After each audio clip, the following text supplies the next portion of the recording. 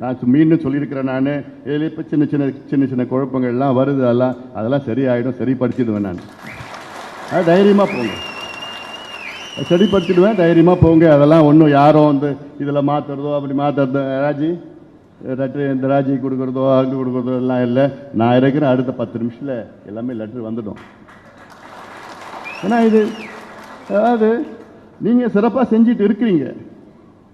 எதுக்காக உங்களை வந்து இந்த மாற்றணும் அப்படி செய்யணும் பண்ணணும்லாம் ஒன்றும் அவசியமே கிடையாது.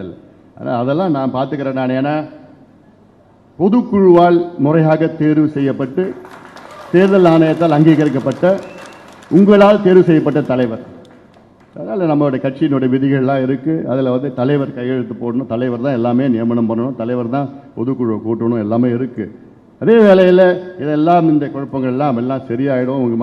உங்கள் மனதிலுடைய வேதனை எனக்கு புரியுது, நிச்சயமாக நான் புரிஞ்சிருக்கிறேன். நான் ஆனால் என் மனசில் எவ்வளோ இருக்கும்னு உங்களுக்கும் தெரியும். அது வெளியிலே சொல்ல முடியாது, எனக்கு தெரிஞ்சவனுக்கு தெரியும்.